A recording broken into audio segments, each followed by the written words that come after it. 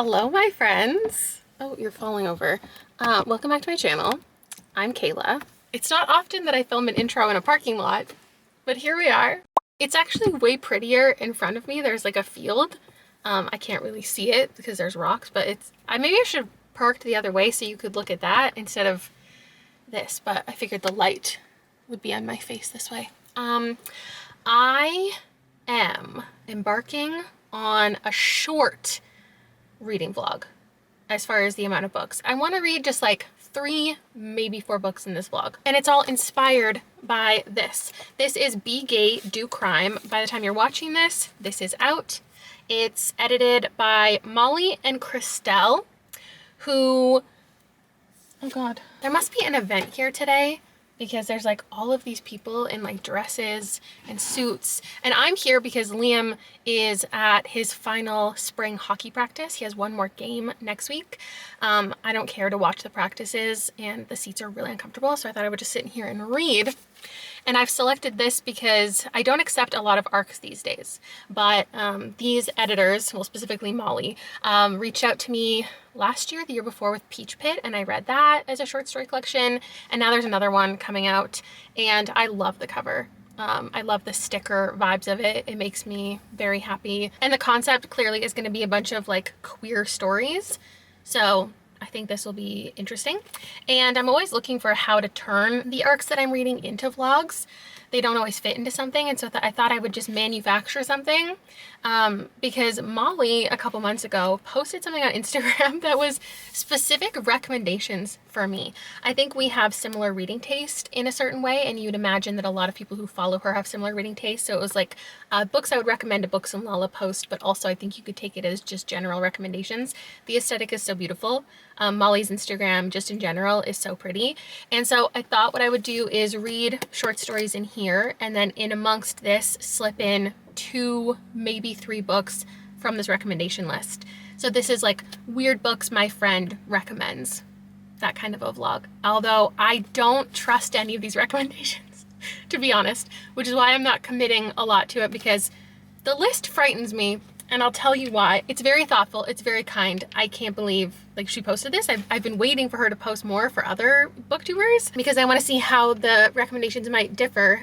But she said, only after making this did I consider it maybe slightly weird making a whole post recommending books to someone you're mutuals with but don't really know. I've been watching BooksandLala videos for years. This is so kind.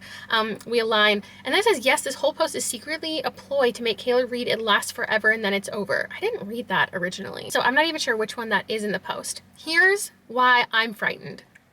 There are 1, 2, 3 books on this list of 10 that I've DNF'd, and 1 that I've completed and didn't like. And that's Where I End by Sophie White. That was not the book for me. And I've said it before and I'll say it again. I am a weird book girly in the sense that I read weird books, but I don't like a lot of them. I don't have as good of a time as so many of my friends do, but I think I'm associated with weird books. So we're gonna try out a couple weird books from this recommendation list. I haven't even read the little pitches that were included here, but I do see one thing that is on my TBR, and that's Sisters by Daisy Johnson, which I don't really remember what it's about, but it says here, something unspeakable has happened to sisters July and September. Desperate for a fresh start, is the bad thing that happened like their sister August was murdered or something? Because why are their names 1 month apart? Desperate for a fresh start, their mother moves them across the country, but July finds that the fierce bond she's always had with September is beginning to change in ways she cannot understand. That's on my TBR shelf. It's a great excuse to read something from my TBR shelf. So that solidified the video concept for me. Now I need to pick 1 or 2 other things. And apparently It Lasts Forever and Then It's Over has to be one. Okay, that's the yellow one with the bird. Follows an unnamed narrator as she travels across the landscape of space and time in the afterlife, accompanied by a dead but opinionated crow in her chest. What are we talking about? There's Flames, which has like an otter maybe and a seal. And I think those are short stories. That's set in Tasmania, which is interesting. I've DNF'd Strega and Mrs. Jekyll. Literally DNF'd Mrs. Jekyll just a month or 2 ago. Just didn't like the writing of either of them. Then we have the F slur and their friends between revolutions, which I think is from like the 70s or 80s. It says it's a beloved queer utopian text, part fable, part manifesto. We have the Book of X, which I think I should pick because Sarah Rose Etter, I liked Ripe. Even though Ripe is a weird girl book that I objectively shouldn't have liked. Like, this isn't really my type of book, but something about it made it work. And the Book of X is another from that author. It tells the tale of Cassie, a girl born with her stomach twisted in the shape of a knot. And then whatever happens from there. And then we have One's Company, which I also DNF'd. I don't know, a lot of people say if you haven't watched Three's Company, you can still like it, but I just feel like I would get so much more from it if I was a fan of it. It's like about obsession and it's about winning the lottery. Maybe I should give that another try. And then the one I want to read most just based on the cover is The Lava in My Bones. It says a Canadian geologist becomes obsessed with eating rocks after embarking on his first same-sex relationship. Back home, his young sister starts to ooze honey through her pores. Meanwhile, their obsessive Pentecostal mother repeatedly calls on the Holy Spirit to rid her family of demons, combines fairy tales, horror movies, and romance to create a comic hallucinatory tale. That one's intriguing. So I've got 1, 2, 3 that I feel like are good decisions, 1 that I feel like I have to choose, and this one that I feel like I should give another go. Let me commit to finishing 3 of those 5 along with this. This, I have to turn my vehicle on. It's getting so hot in here, and I actually have to run to the drugstore to grab a couple things, and then I'm just gonna sit here and read like a good chunk of stories. I have almost 2 hours. But by the time I leave and come back, and I'm probably gonna get a smoothie, we'll see. At least I'll read the first like 3 or 4 here before I pick up one of the books, and the video will be perfectly balanced and you'll love it.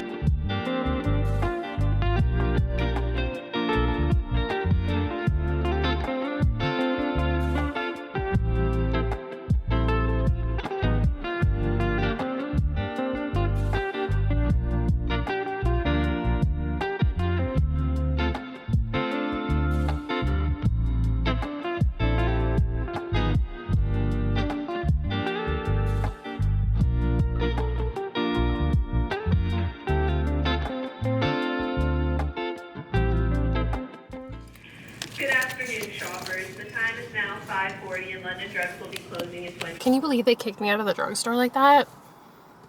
They're like, the store's closing. Put your camera away. Stop filming. It's probably good that they did that because I wouldn't have realized it was 6 p.m. and Booster Juice closes at 6 p.m. Ran across the parking lot. It was like 6 minutes from them closing. And I was like, I'm so sorry. I know you probably were getting ready to leave. And here I am. She was like, no, it's fine.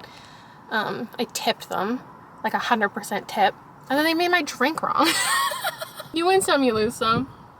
I did spend way too much at this store though, as is typical going into the drugstore. It's like, have I ever left with less than $100 receipt? I don't know how it happens. I got shaving cream, I got deodorant, I got a Tide to go, and of course I got snacks.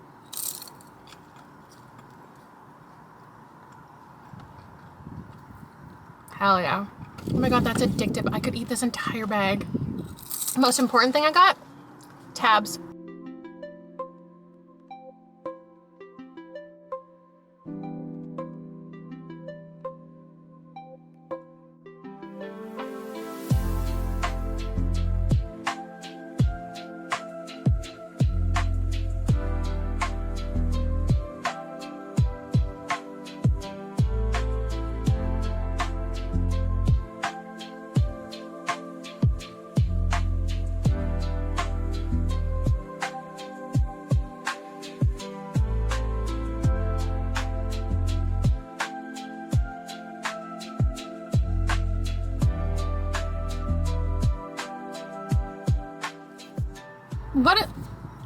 What a way to open up an anthology. That was weird, but in a very realistic sense. It was just, you know, it was real life. But it felt surreal. There's no pitch of each one. If anybody cares, my favorite type of anthology is one where the editors have a little intro to it, like why they love it, or that could be like where you put the information about the author. Like, this story follows 2 women who steal a baby. Chaos ensues. This author is known for this, and this other book, rather than where I'm expecting it to be, like, at the end. was a 4.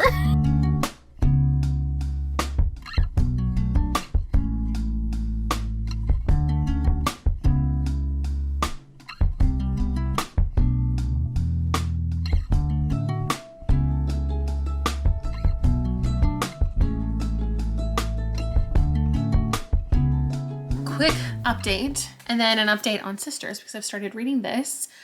I don't know if I'm gonna end up loving it. It feels kind of like a 3, but the thing is, it's eyeball day. You might remember last year I deemed today eyeball day. Today, June 3rd, will henceforth be known as eyeball day, and this cover just really fits. So that's what I'm reading next. So the third story in here, I actually gave a 5. Incredible news. It was about this like ritual that the main character started after ending every relationship. They go and steal something. And in this one, it got a little bit more dangerous. They felt like they were owed a little bit more from the universe. It didn't go in like a weird way. And it was a very unsatisfying ending, but there was something about that you can imagine how it would end in a lot of different ways, that it actually makes for a better ending, that it left it open. Then the fourth story, I unfortunately gave a 2. This one was by S.J. Sindhu. The 5-star was from Tamim Fruchter, I want to say. No clue what these authors have written outside of this, but this one I feel like was the least evidently on theme as far as doing crime. And it actually fits today that I'm wearing my mushroom shirt, because there was a fungal element, but not in like a fun horror fungal element, in a way that the character was brewing beer and it kept like going wrong and growing gross things. I wanted the story to be like kind of weird. And I've learned about myself that I need to stop thinking they're gonna go weird, because this is just about crime. Like, it's about real life things. This one was about 3 things I don't care about. Brewing beer, the early effects of the COVID lockdown on people's mental health, and arguing. It was just so much arguing with their partner. And it wasn't a fun story. It wasn't necessarily an interesting story, but it also wasn't offensive in any way. Like, I don't think people will read that one. I think it's just kind of there. So that's my update on that. Now, Sisters by Daisy Johnson, it's kicked off feeling like pretty traditionally coming of age, where they're sisters and they're like moving to a new place. And they have a bit of a toxic relationship. Their relationship with their mother is a little iffy. And I don't really know what else to say about it. They have a fierce bond and it's being tested. And something just happened to one of them. And instead of going on to explore that, we've now switched to a different perspective. And we're back to like chapter 1. Not chapter 1 of the book, like we've gone back in time. But we have a new, I guess, story kicking off, or maybe this is just how it's establishing that we're following a different character and it's her perspective on everything. I could anticipate some reveals coming. I imagine there's a couple things that there could be a couple things being withheld from us that I have like had a feeling about from earlier on, but there's nothing I really care about. Like, the writing isn't doing anything for me, the plot isn't doing anything for me. I'm just reading it. My eyes are just doing the thing, and I don't have that many more, like really, this isn't that many pages. 200 in fact, so I can get through this pretty quickly. I have to go do some things and then I'll come back, make dinner, blah, blah, blah, and I'll finish this evening and give you my final reading. It is the end of a long day. Everybody's in bed, so I'm gonna be a little bit quiet. I finished Sisters and I feel fine about it. The main themes of this to me were depression and grief and codependency. The writing was really weighted. Like, it's the kind of lit fic that reads like horror just because of the way that it's written, even though there aren't specifically a lot of horrific scenes. There's just something about the book that feels heavy, and not sad heavy, not emotional heavy, but just like there's a lot of, I think, danger that could come. You always feel like things are about to get really bad. I guess I've seen this categorized as gothic. I'm not sure. There's something about the writing itself, and it's just like an unwelcoming house and an unwelcoming family. So nothing really feels good to be reading, and there really isn't that much plot. And I like a low plot book, so that's not why I'm giving it a 3, but I am giving it a 3. I just don't feel like it went as far as I kind of felt like it could be going. And the place that it did go was really expected. I've read a lot of books like this. And if you're somebody who was, you know, caught off guard or surprised by certain progressions that the plot made, I could see it being a high rating for you. I would definitely enjoy it more if there was an air of mystery around things and I wasn't calling things from early in the book, but I also don't think that it's the kind of book that its intent is to shock you. That is just maybe a benefit for some readers. I really did start to enjoy the writing. Once we hit that halfway point after I checked in with you, we were following the mother, and the writing was definitely different.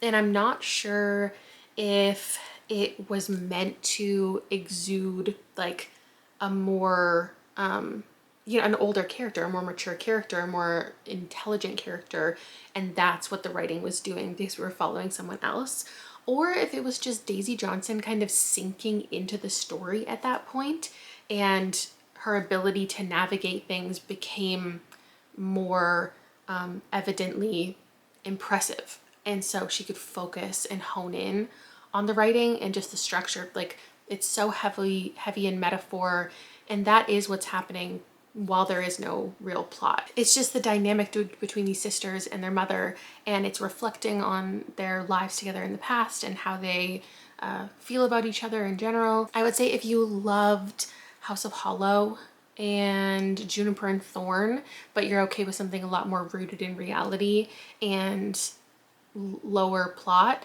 I would say this is definitely for fans of those books.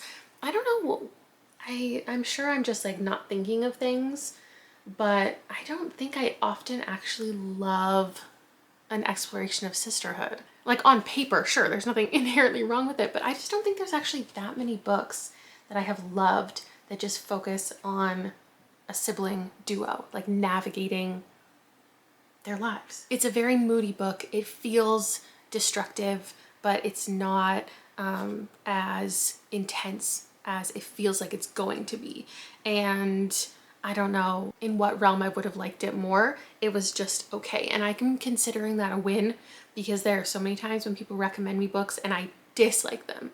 At least this one was just kind of neutral, and it gives me hope for something that's to come later. I might end up reading this exclusively in my vehicle. That's just how it's working out. I'm gonna check out the next 4 stories now. I'm gonna try to read as much as I can. I'm very distracted. Liam is at his first job interview. He's freaking out. He has had a job before. He works, he does like reffing, but that's the kind of thing where just like you do the training and then you do it. Like, he doesn't have to go sit, he didn't have to go sit and talk to someone one-on-one. And now we're like at a winery and he had to like walk in the door and he was like, where do I go? What do I do? What do I say? I'm like, oh my God, good luck. It's a pretty like entry-level position just for the summer, in the kitchen, but we'll see. I'm starting with a story called Peep Show by Alyssa Nutting. So we'll see how this one goes.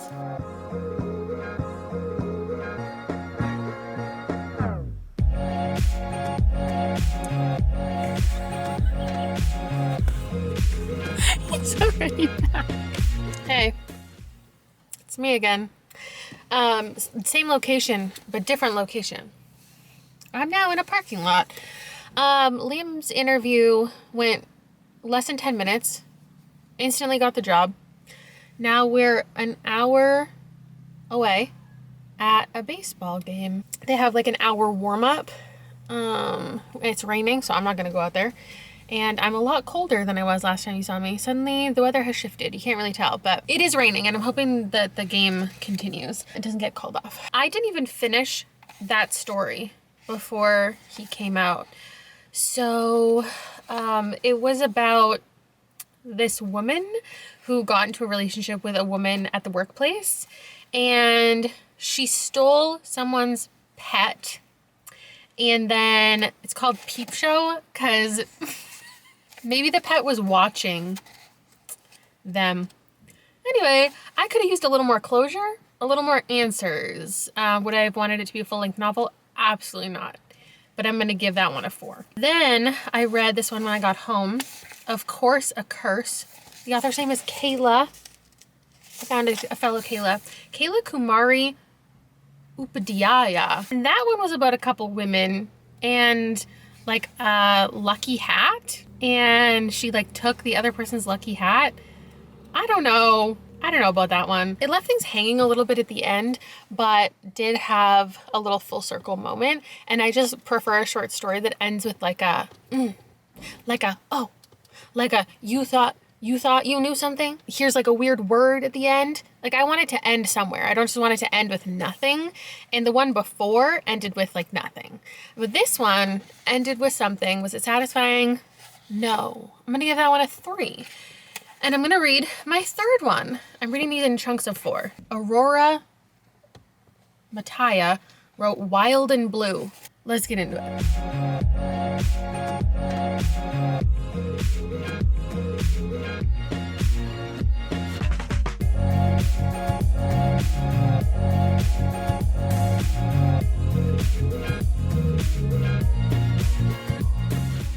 This is so dense.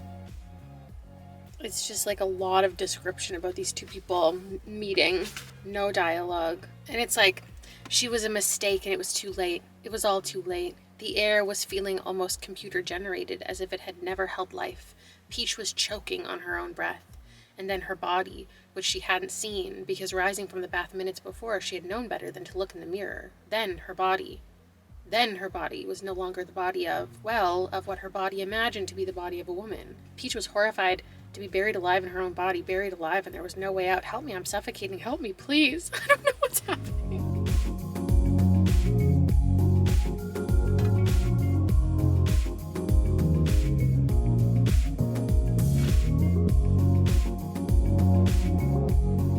What is that? Oh, that's popcorn. Liam brought popcorn for some reason and left it in here. Okay. Those two stories. Wild and Blue. It was just very much writing over substance. It was kind of like vibes, all vibes, no plot. It wasn't my favorite. I'm giving it, this lighting is horrendous. Like, have I ever been uglier in my life? Don't answer that. There's a lady in cowboy boots getting out of the, oh wow. I gave it a 2.75. It was about this like relationship. I do get what the crime is, but it's not the most interesting compared to the others, especially when it's not necessarily a main character doing the crime. Unless I misunderstood the story. It was like kind of chaotic. Then Bad Dog by Anna Dorn. Unfortunately, I gave that one 2 stars. It was a stolen identity story. I'm not a stolen identity kind of girl. It was just a little bit lackluster. It didn't really go anywhere. It was over so quickly. Like when you're stealing someone's identity, especially your twin, and you're trying to accomplish something. This just isn't enough pages. Not that I necessarily want to read a longer story like that, but that's where we're at now. Gonna go watch baseball. Hopefully Liam does something incredible.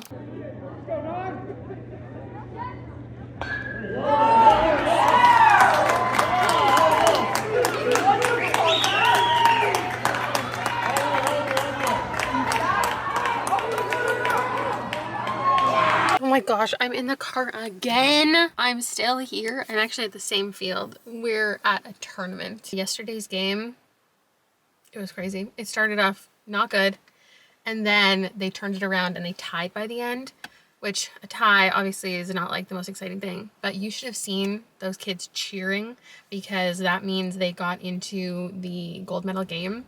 So today they have that game, and I think expectations are low because we're also out of pitchers. Like you can only pitch a certain amount of times, and since they had like 4 games over 3 days, like you ran out of pitching opportunities. So now kids are gonna have to pitch today who don't normally pitch. Like Liam might pitch today. But yesterday's game, it was so good. There was like a storm. It was raining like crazy. And then there was a beautiful rainbow for a minute. Liam almost got a home run. It was pretty incredible to watch. And then he just got caught between third and home. He also did the same thing to another kid. Like he was on third. That's his favorite position. And he, I think, did he get that kid out? I don't remember, but he did get MVP of the game.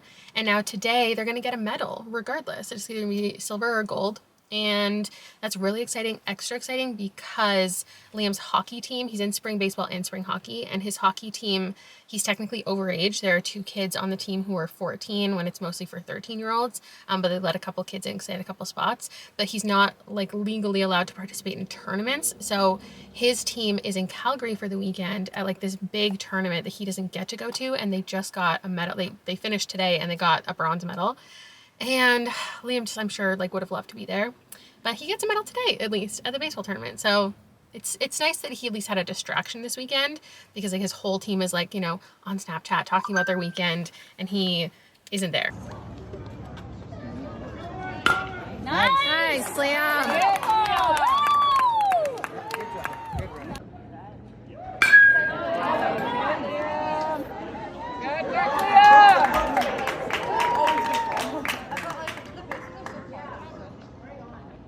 I am in the vehicle again. I'm gonna update you on what I've been reading, and then I'm gonna go for a bike ride and finish one of the things that I'm reading. And then also I'm gonna sit by the lake and read the next 4 stories in here. Oh gosh, because I'm reading it in four chunks of 4. So as soon as I finish my current book, then 4 more, 1 more book, 4 more, and then we're done. I've been really bad about getting my bike out and using it this season. I think I do this thing, maybe I've talked about this before because it seems like something that I would talk about before, that at this time of year when Liam is really, oh my God, I should do this outside. Like, what am I doing? This time of year when Liam is busy doing sports, especially sports outside, when he's really active, I feel like I'm really active. Like, for the last couple of months, I've been really good about doing my daily walks and whatever. And then we get to this season and I just feel like we're so busy. And so I don't do my morning walk, and I'm like, but it's because I'm gonna be like outside for 3 hours this afternoon. So I'll get all my work done in the morning, and then I won't have to get stuff done in the evening, and I can enjoy Liam's sports. And then just by like being outside for hours, I feel like by osmosis, I was also active, and that's not true. And sometimes I'm like, oh, I'll go, while they're warming up, I'll like go for a walk, or I'll do whatever. And then I just don't. And then I'm just like chatting with all the parents, or it's too hot to like do anything. So I need to get back into my regular activity, and I have my bike out of storage now. Actually, okay. My update is I read the beginning of all 3 of the books that I'm considering. Of course, there's someone gonna park right behind me. I read the beginning of this again at page 25. I know that's not very far in, but I just don't feel like this is for me. And I thought before that it was because I don't know anything about Three's Company, and I don't want to know anything about Three's Company. It's like, I'm not going to research it to want to get into this. And there's been multiple mentions about like the set and how she wants to make her life the set of Three's Company, and she wants to create this comfort, and she won the lottery, and she wants to, I'm going to put these braids further back actually. She wants to live like a secretive life. So she wins the lottery and she goes to a financial person and she's like, help me do all this stuff, and then I'm going to vanish, and you're never going to hear from me again once I've created this like perfect life for myself. And so now we're going to follow her on that journey. And it's all obviously not just like a quirky, funny story. It's going to be about mental health, but also strangeness. I feel like weird fiction leans like mental health adjacent a lot. And I know there will be things I appreciate about it. And I've realized it's not about me wanting or needing to consume Three's Company. I think it's about the fact that I don't relate to any fandom experience at all. So, and I don't have to relate to a character to like a book, but I just think that there are these books sometimes that I see people love, and they're about somebody being obsessed with something, an actor or a TV show or a movie or a book series or something. And I just wish that I could relate, because I've never felt that way about like anything. Even shows that I love so much or book series that I love so much, I aggressively consume the thing, but I'm not craving stuff outside of it related to it. Like, I'm not going on Pinterest, I'm not going on Wattpad, I'm not looking to consume other people's theories about the thing I'm enjoying, other people's fan casts, fan fiction, facts about the show, the celebrities who star in it, their personal lives. I just don't think I've ever cared about anything in that way. So when the chapter ended with her saying, people who research anything, who deep dive anything, understand that solitude is never loneliness when you have your subject. The subject looms before you like a bright city on the horizon, beckoning you forward, and you're forever living in it or going toward it. And I love that. I think the writing is great. I can't relate to that feeling, and I really wish I could. And if I was maybe in a fandom space, I could or understand the idea of wanting to be in a fandom, then I could feel more connected to the book and what she's feeling. Obviously it's to like an extreme degree, but I don't know. I used to think that I liked fun facts about things, and it's that I want to be a wealth of knowledge for something. So like if we're doing a movie night with my channel members and I'm looking up the trivia about the movie, it's not actually that I'm interested. It's that I want to share it because I know other people love fun facts. When I've taken the Enneagram test before, I've been between like an 8 and a 5. Like I have a lot of 5 attributes, and I like to learn stuff and I like to know stuff, but it's because my core is an 8 and I want to be prepared. It's not because I'm actually interested in the thing that I'm learning. As an 8, it's about challenging and feeling in control, and I think knowledge is a part of that because I don't want somebody else's knowledge to trump mine, because then they have the ability to control me. Maybe a 5 core values are kind of similar. My mom's a 5. Anyway, I also read the beginning of both of these books, and I feel like I could finish either of them. So I grabbed the audiobook of both because neither of them are available. Is this true? Neither. One of them is at my local indie, but the other one I can't purchase anywhere locally. So I just want to get into both of them, and then I'll decide if I want to order that one online or I want to go into the bookstore. I'm going to the bookstore anyway tomorrow. And I want to get a little bit more into the audiobook of both before I decide, because they both just seem fine to me right now. But honestly, just as fine as this one is. Like I could see myself finishing this and giving it like a 3.5 and respecting it. In the book of X, we're following a girl who is born with a knot. It's like outside of her body and affects her life, and people like bully people for these knots. They're very rare, but they're known medically, and so it's like a discussion point of her life and other people's lives, and like how her mother has this knot. I don't fully know if there is going to be a plot. I think the audiobook was a lot shorter than I thought it would be because I've never seen the book in person. Yeah, I could easily finish either one of these on my bike ride. And they were talking about this like pit of meat. I couldn't tell in the audiobook if they were saying mead or meat. And I was like, what are we talking about? There's a pit of meat. Like you go into this pit and you harvest the meat, and I don't know what's happening. And then it lasts forever and then it's over. I listened to that one first, so now I'm having a hard time remembering what the vibe was in the first third. Oh yeah, at the end of the first third, she found a crow and she like buried it inside of her own body. And it's like kind of this metaphorical vibe that I don't fully understand what she even means by that. She's missing an arm. We're in the apocalypse. I don't know if I have a great idea of what the world actually looks like, but yeah, maybe I am interested to continue that one more. And I definitely want to for the purposes of the video. It's only 128 pages. This one looks like I can finish in my hour bike ride.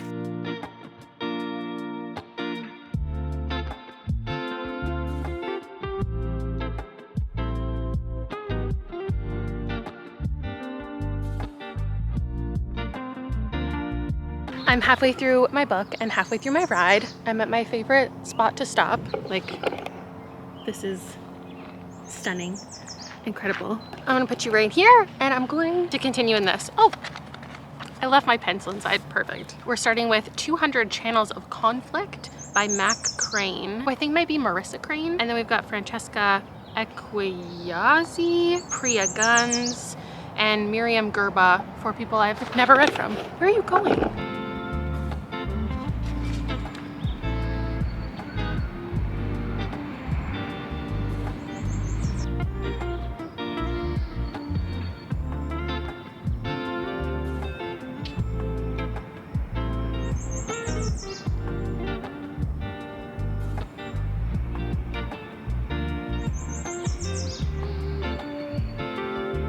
That last story just had the word squirrel in it, and it reminded me that when I was listening to the audiobook of It Lasts Forever and Then It's Over, the way the narrator pronounced squirrel was like squirrel, and there was nothing else weirdly pronounced, and it threw me off. The audiobook is such a strange experience because I feel like the narrator didn't take a single break. It's like I can hear every time she pauses to think about something, and like I just want to see the book physically because I want to know how it's written, because I can't really tell. It feels like it's 2 paragraphs or 2 lines, even 2 sentences, and then the next page is 2 sentences, and then the next page is 2 sentences. The way that she's pausing, like it just feels like it wasn't edited, but I can't tell if it's on purpose. It feels like it's on purpose. I don't know. Okay, I'm gonna up to you on this though, because I found another 5-star, 200 Channels of Conflict by Matt Crane. This had major Big Swiss energy, and I want it to be a full-length novel, and I haven't thought that about any of the other stories in here. It was about like pushing boundaries in certain relationships, overhearing certain conversations you're not supposed to be privy to, and then there was this texting of a stranger with like fake familiarity. It was really, really good. I would pick this up just for that one. There was something about it that was so good. Fuck You Money. I gave it 3.5. It was about an ex who put a curse on their girlfriend, and it was like their relationship, and we were exploring their past together, their present. It was just fine. And then Make Life Great Again, I'm sure was really cathartic. And if you want to read something that's clearly about the current administration in the United States, yeah, I gave it a 3. It was clearly written to evoke a certain feeling. Tooth Fairy, I gave a 2.5. It was about a pet rabbit who starts to have like weird behavior, but it didn't really go that weird, and I wish it did. And it kind of feels like the crime portion of it was shoehorned in. Like it felt like the book already existed as this story about 2 women, their relationship, and this rabbit, and then they just like threw in a couple things about selling drugs to make it fit for the collection. Still a mixed bag, which is totally typical, but I'm really glad that I found some 5 stars. Now with this one, something that I'm realizing is obviously, it's a normal, it's humans' basic need is to eat, to consume. But what I'm realizing about a lot of like weird fiction is that it often revolves around consumption. The Book of X is doing that. This one, like everything that I read that's like put in the category of weird girl lit fic, has to do about consuming something that you're not supposed to consume. And I think there's probably this larger metaphor, like just or reference revolving women, how we're so especially hyperfixated and told by everything and everyone our entire lives about what to consume, what not to consume. But in so many of them, like the whole book is a metaphor for an eating disorder, or zombies, or vampires, or cannibals. There's so much focus on not just the need to consume, but the desire and the want and how much it overtakes your entire life. It's not a necessity to the microgenre, but it is something that seems to be really prevalent. But I'm going to gather my stuff and do the second half of my bike ride, and I'll finish the audiobook, and I'll try to give you an idea of what the plot is, because I haven't really done that, and I'm nearing the end. I think it's more about the writing, and I also wish I had the book because I want to highlight, there was something at the end of part 4, yeah, it just started part 5, and it was about sleep, and I didn't fully grasp what it was saying, or I like forgot it so quickly. It was about like the feeling of falling asleep,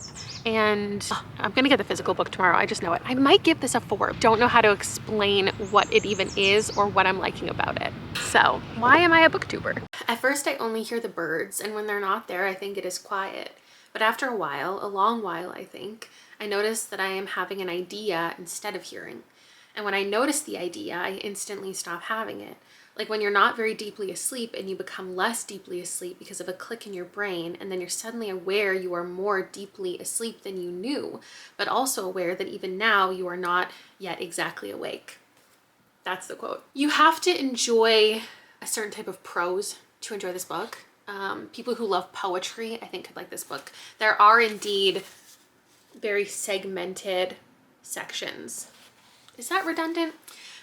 There's big pauses, so the audiobook does make sense. Some of the chapter openers are very interesting. I have it in my hands, so I think you know that I wouldn't purchase a book after reading it if I didn't give it at least a 4, because then what would be the point? Because I'd be unhauling at the end of the year. This is my 4 to 5 star shelf. This is going on it. I'm giving it a 4. I think it's just a 4. Looking at a lot of my friends' ratings on Goodreads, like they were obsessed with this. It like changed their lives, it feels like. They were really impacted by it. And I just think it was interesting. You have to enjoy the writing. Like there's, the plot's not the focus. It is a story about zombies. I don't think it ever uses the word zombie. It doesn't say zombie in here, which is why I was reluctant to call it a zombie book, but you are reading from the perspective of an undead person.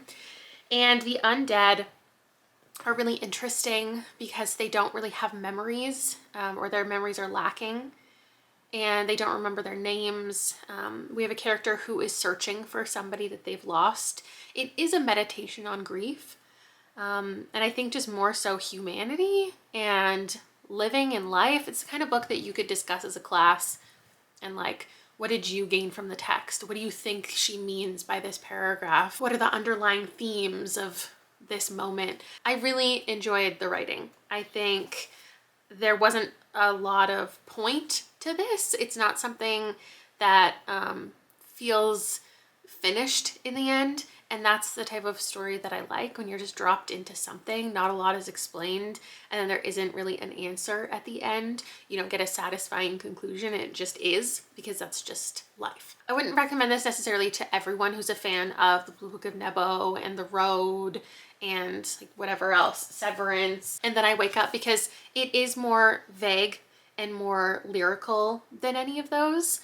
But definitely a good recommendation. I appreciate being told to read this. I don't know if I ever would have otherwise. So I'm glad we found a win. Like that's the biggest takeaway. I just needed a win for the video, especially just focused on one post or one person. There's this pressure, you know? I went book shopping with my mom today and picked this up. We'd filmed our little buzzword update. That'll be, is it next weekend's vlog? Maybe actually the one after. I'm not sure in my head how these things are being organized, but I had a great time at the bookstore. I spent a lot of money and I was like, you know, what's another $25 book? I also didn't ever update you on Liam's final game of that tournament. They lost horrifically, like one of the worst games ever, but they got their silver medal. Liam got MVP of the game. The tournament overall was decently a good time. And what now? Tonight, Rob and I are going out for dinner where Liam currently works now. So he had his first shift last night. Pretty exhausted after it. And he's going back tonight and he's gonna wash our dishes for once. We're gonna go out for dinner. We've never been to this winery before, but that's what I'll be up to. I'm gonna stop in at the library and see if they have this one, and hopefully it goes well. I haven't got to test it or anything because there was no ebook that I could find a sample for, and there was no, I don't think it has an audiobook. Will this be my final car clip? Perhaps. I'm supposed to read Lava in My Bones today.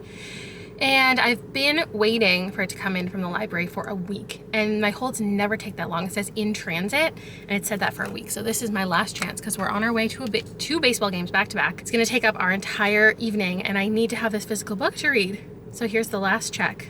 Will my magical powers work? It is not ready to pick up. That's so frustrating. I guess I'll grab the ebook. I just grabbed both of my e-readers on the way out the door.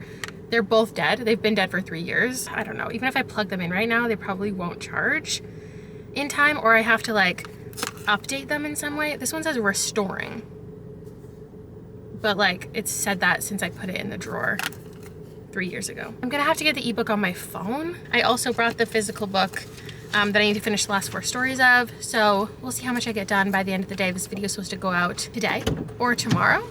And I've just been waiting on this final book, but I give up. I officially give up. Like on life. Don't give up. Okay. Actually, after I drop the boys off, they have an hour warm up. I could head to Value Village and see if I could use my witchy powers in that way. Maybe it'll be at the thrift store, this book that like no one's ever heard of.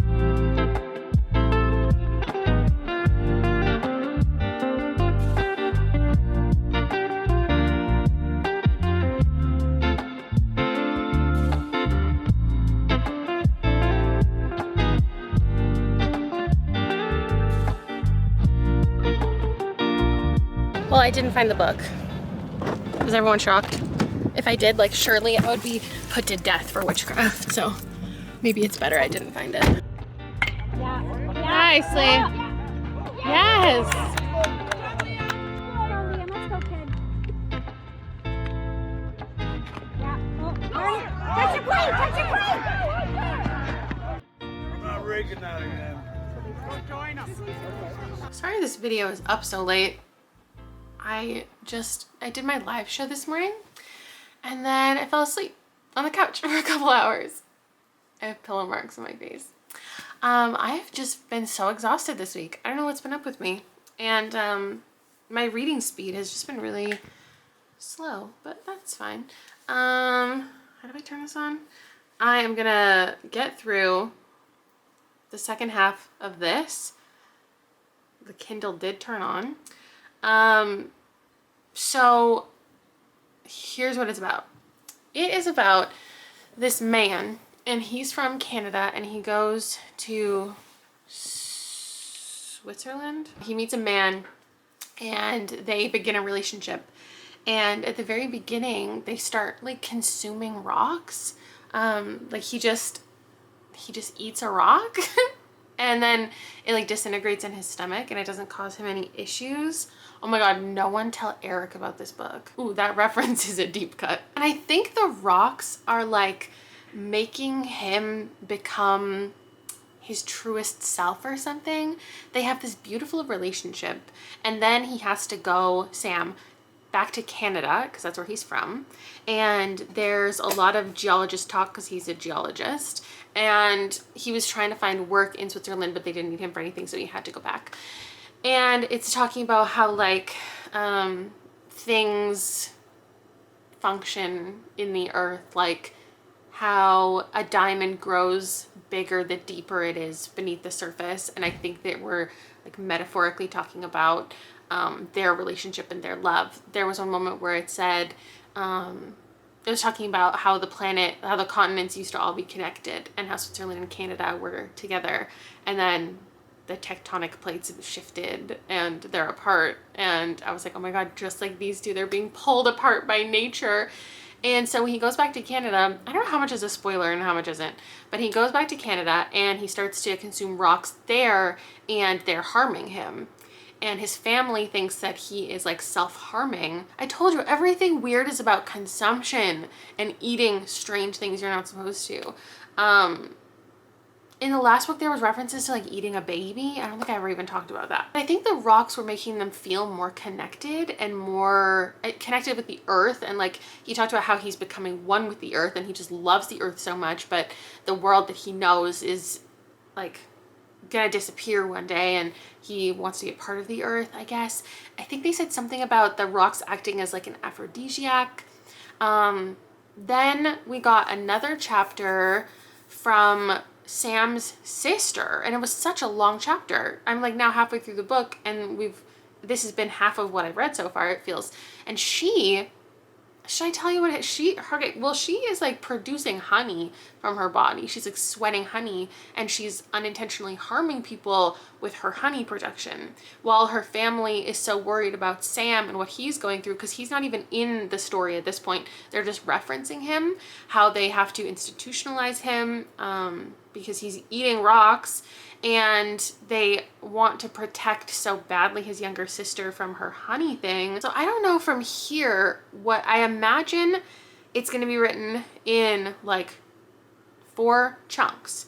Sam, his sister, Franz, I'm expecting we're getting a chapter from Franz, who's the one in Switzerland, and then maybe we'll come back to Sam.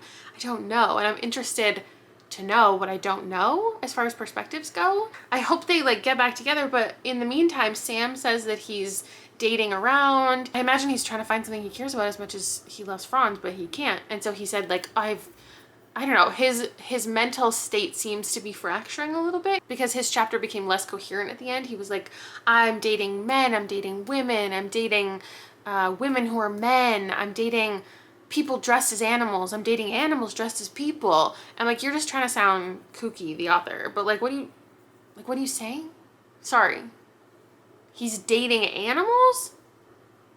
dressed as people. He's dating animals. How would that even work? I think it's just trying to be a little goofy. And I'm not supposed to take things so literally, because he also said that now that he's like a part of the earth, when he's walking around, the earth is fracturing underneath him and like continents are being destroyed. And I'm like, we're talking metaphorically, right? But I can't really tell. Either way, I'm into it. So now that I'm awake, I literally just woke up and turned on the camera. Not my brightest moment. Oh, but I'm interested to go back to Franz. I really hope that was his name, because he seems to have a tumultuous relationship with his family, and maybe like the diamond beneath the earth was talking about him and how like he's bearing his emotions down, and like his relationship is harming him and he feels like he's getting buried. But when he reemerges, Sam is interested to see that version of himself that will come from that. Let me continue. And I don't know if I love it, but I'm very intrigued.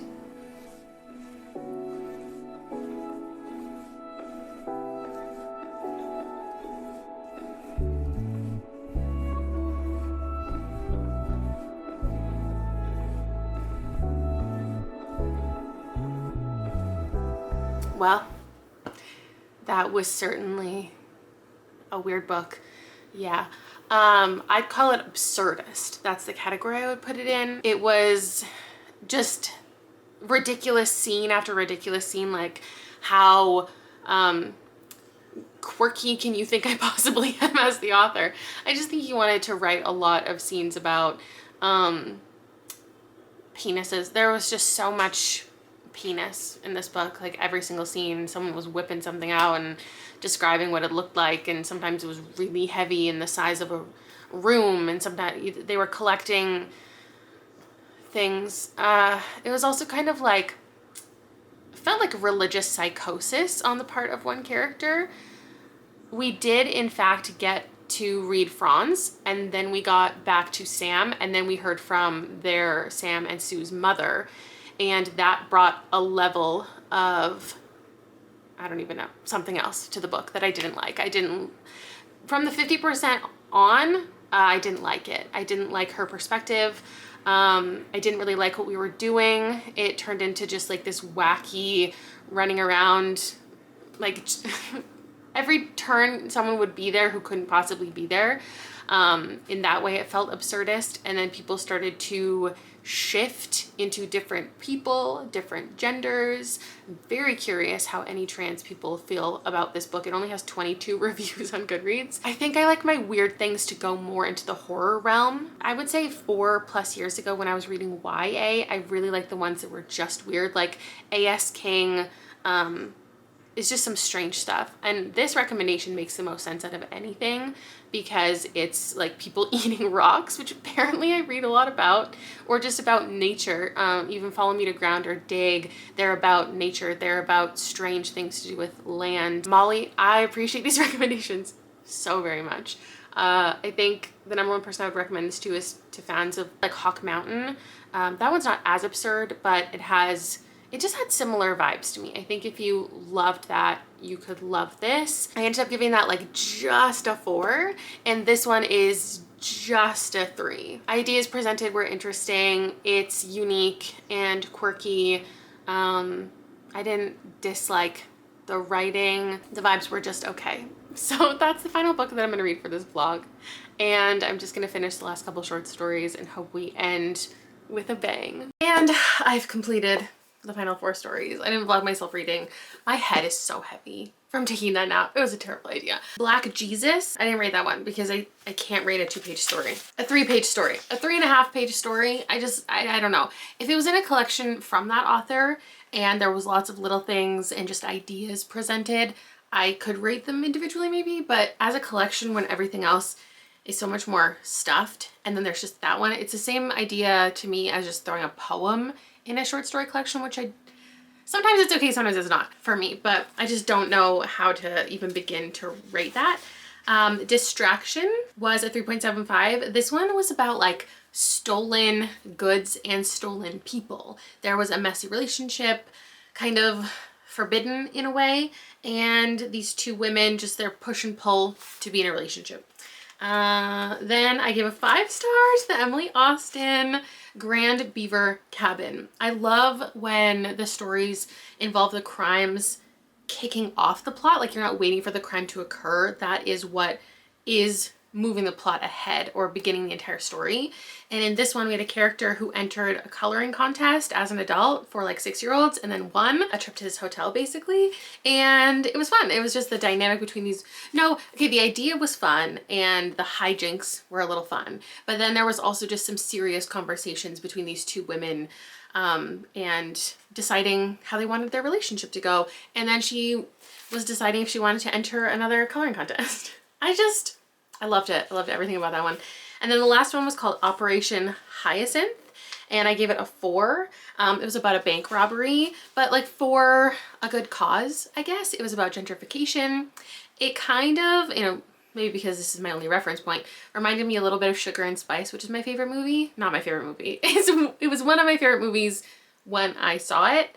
One of my favorite movies about crime. It's like this group of cheerleaders who go to rob a bank. And I just liked the whole group dynamic. A lot of the stories, it's been a week I've been reading this now, I feel like a lot of them were about relationships, like one-on-one people being together and doing a crime together, or one person in the relationship committing a crime. This one wasn't specifically about a relationship, it was a group thing, and I think that was a good way to end it. And even like the last kind of lines of the story felt like the end of a collection. So I really like how this was organized. I know that's nerdy, but I really care about how an anthology is organized. If I add up all of my ratings, this ends exactly at 3.5. Most short story collections, to me, most anthologies end up being a 3. But I will round it up. It's kind of an unspoken rule of mine. If there were multiple 5 stars, I will always round it up to a 4, because usually all the stories are like a 3 and maybe there's one good one. So the fact that I had 3 5 stars in here and quite a few 4s, I feel super comfortable rounding this up to a 4. Really, at the end of the day, just glad that I enjoyed multiple stories in here edited by these people. Thank you so much to Molly for making this recommendation list for me. I couldn't not make content out of it. There was one other time where a person went out of their way to create a recommendation list for me, and like I had to create content around it. And I mean, it was the opportunity to get to promote this. Definitely think most of you, if you like short story collections already, will enjoy this. So it gets my endorsement if anybody cares. I still am grappling with what type of weird fiction I like. So I read 3 books in this video, had a mix of ratings, and I'm glad that I did it. And maybe I brought attention to a book that you yourself might end up loving. Thank you for hanging out with me this week, and I'll see you in the next one. Bye!